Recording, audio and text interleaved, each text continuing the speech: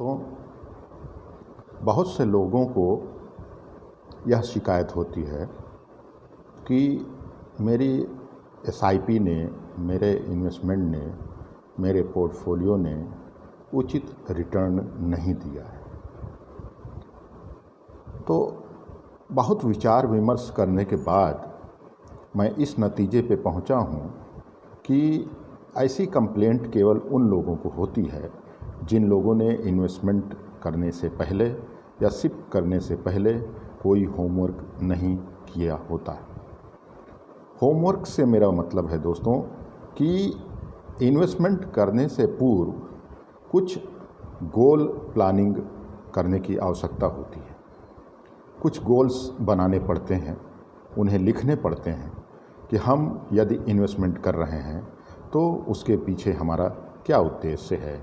मिसाल के तौर पर बच्चों की शादी, बच्चों की हायर एजुकेशन, अपना रिटायरमेंट या एक आलीशान कार, एक आलीशान फ्लैट, विदेश दौरा, XYZ कोई भी गोल हो सकते हैं। बहुत आवश्यक है दोस्तों इन्वेस्टमेंट करने से पूर्व, इन्वेस्टमेंट स्टार्ट करने से पूर्व आप अपने डायरी में गोल्स को अवश्य लिखें कि यदि मैं स्टार्ट करने जा रहा हूँ सिप, यदि मैं स्टार्ट करने जा रहा हूँ लमसम इन्वेस्टमेंट, तो किस गोल की प्राप्ति के लिए मैं करने जा रहा हूँ। दूसरा जो मिस्टेक आम तौर पे होता है वो ये होता है दोस्तों कि लोग गोल्स के लिए समय का निर्धारण नहीं करते हैं।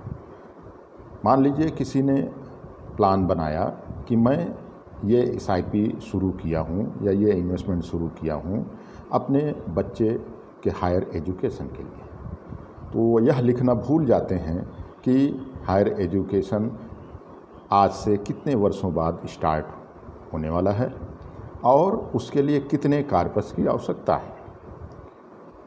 तो यह बहुत आवश्यक है दोस्तों कि जब आपने गोल प्लान किया कि मुझे सिप करना है अपने बच्चे के हायर एजुकेशन के लिए, तो यह अवश्य लिखें कि आज से कितने वर्षों के बाद आपको अपने बच्चे के हायर एजुकेशन के लिए कितने कार्पस की आवश्यकता है। तीसरा जो मिस्टेक आमतौर पे होता है दोस्तों, लोग अपना रिस्क एपेटाइट बताना भूल जाते हैं। कई बार अपने एडवाइज़र के साथ यह डिस्कस करना भूल जाते हैं कि सर मैं अपने इन्वेस्टमेंट पे, मैं अपने पोर्टफोलियो पे 5%, 10%, 12% का रिस्क ले सकता हूँ या बिल्कुल भी रिस्क नहीं ले सकता हूँ या कि इससे अधिक रिस्क ले सकता हूँ। कई प्रकार के इन्वेस्टर्स होते हैं। बहुत से इन्वेस्टर्स तो बहुत ही एग्रेसिव होते हैं, उनके लिए 10-20% का रिस्क कोई मायने नहीं रखता। बहुत से इन्वेस्टर्स जो होते हैं बिल्कुल भी रिस्क नहीं लेना चाहते, उनका कैपिटल इरोड हो ये उन्हें बिल्कुल भी पसंद नहीं है।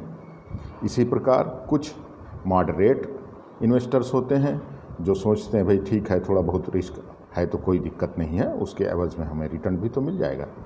तो कहने का मतलब ये है कि इन्वेस्टमेंट करने से पूर्व एक हल्का सा वर्क अवश्य कर लें कि हम अपने इन्वेस्टमेंट पे कितना रिस्क ले सकते हैं, हमारा प्रिंसिपल कितना डाउन होगा तो हम बर्दाश्त कर सकते हैं।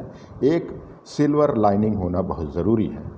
इन्वेस्टमेंट करने से पूर्व यह तय कर लें कि आज मैं यदि 1 लाख रुपए इन्वेस्टमेंट कर रहा हूं और मार्केट के गिरावट के कारण यदि 10% पैसा मेरा गिरता है तो मैं बर्दाश्त कर लूँगा, उसके नीचे की गिरावट मुझे बर्दाश्त नहीं है। और अपने सलाहकार से ये बात अवश्य डिस्कस करें तो आपको सलाहकार उचित प्रोडक्ट आपको सजेस्ट करेगा। एक और मिस्टेक जो आम तौर पे होती है दोस्तों, वह यह नहीं तय कर पाते कि हमें अपने इन्वेस्टमेंट से कितने परसेंटेज की रिटर्न की उम्मीद है। मीन्स हमें यदि सिप स्टार्ट करना है, यदि इन्वेस्टमेंट करना है तो उससे हमें कितना रिटर्न चाहिए, क्योंकि रिटर्न का सीधा सीधा संबंध रिस्क से होता है दोस्तों। जितना अधिक रिटर्न की हमें प्रत्याशा होगी उतना ही अधिक हमें रिस्क लेना पड़ेगा। तो ध्यान रखें दोस्तों, रिटर्न, रिस्क और टाइम होराइजन को अवश्य लिख कर रखें, अपने सलाहकार से अवश्य डिस्कस करें। और जैसा कि मैंने बताया कि किसी भी निवेश के पूर्व गोल की प्लानिंग अवश्य करें। यदि ये सब हो जाता है दोस्तों, तो अपने निवेश सलाहकार को, अपने एडवाइज़र को फ़ोन करें, बुलाएं और उनसे डिस्कस करें कि सर मेरा ये गोल है, इतने समय बाद मुझे इतना कार्पस चाहिए, मैं इतना रिस्क ले सकता हूँ और मुझे इतने रिटर्न की प्रत्याशा है। तो आपका एडवाइज़र उचित एसेट एलोकेशन सजेस्ट करेगा। एसेट एलोकेशन एक प्रक्रिया होती है, एक एक्सरसाइज होता है जिसके माध्यम से आपके इन्वेस्टमेंट को शॉर्ट टर्म, मीडियम टर्म और लॉन्ग टर्म के गोल के लिए एसेट को एलोकेट किया जाता है। उस टाइप के स्कीम्स में शॉर्ट टर्म यानी बहुत ही कम अवधि के लिए यदि आप फंड का निवेश कर रहे हैं तो उसे इक्विटी मार्केट में बिल्कुल भी इन्वेस्टमेंट नहीं करना चाहिए। मीडियम टर्म के गोल्स के लिए आप balance fund, balance advantage fund आदि का चुनाव कर सकते हैं। लंबी अवधि का यदि गोल हो दोस्तों, तो केवल और केवल डाइवर्सिफाइड इक्विटी म्यूचुअल फंड का चुनाव करना चाहिए। जब यदि ये सब हो जाए तो अपने पोर्टफोलियो का प्रॉपर रिव्यू अवश्य करें। कई बार ऐसा होता है दोस्तों कि हमारा समय अभी दूर होता है, हमारा गोल अभी दूर होता है, लेकिन जितने रिटर्न की उम्मीद होती उससे कहीं ज़्यादा रिटर्न हमें मिल रहा होता है। तो थोड़ा बहुत प्रॉफिट बुक करने में, थोड़े बहुत प्रॉफिट को शॉर्ट टर्म एसेट में स्विच करने में कोई प्रॉब्लम नहीं है दोस्तों, क्योंकि बाद में जब कभी भी बाज़ार में गिरावट आएगी तो आपका पोर्टफोलियो भी नेगेटिव हो जाएगा।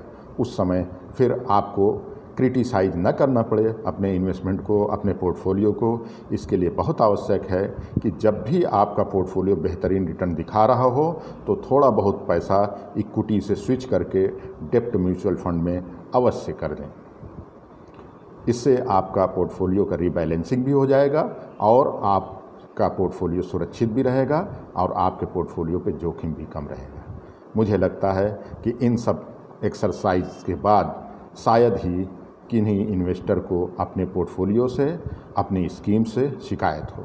यदि किसी भी प्रकार की सलाह या सेवा की आवश्यकता आपको हो तो आप मुझसे, जुनेद अहमद सिद्दीकी से पर्सनली कांटेक्ट कर सकते हैं। मेरा कांटेक्ट नंबर है 9415125753। मैं फेसबुक पर भी लिखता हूँ, यूट्यूब पर भी मेरे वीडियोज़ अवेलेबल हैं। मैं व्हाट्सएप पे भी रेगुलर लिखता रहता हूँ, टच में हूँ। मेरा काम है लोगों को फाइनेंशियली जागरूक करना। ध्यान रहे दोस्तों, इन सब बातों पे यदि आप ध्यान देंगे तो आपका पोर्टफोलियो आपके हिसाब से रिटर्न देगा और आपका प्रिंसिपल भी सुरक्षित रहेगा। धन्यवाद।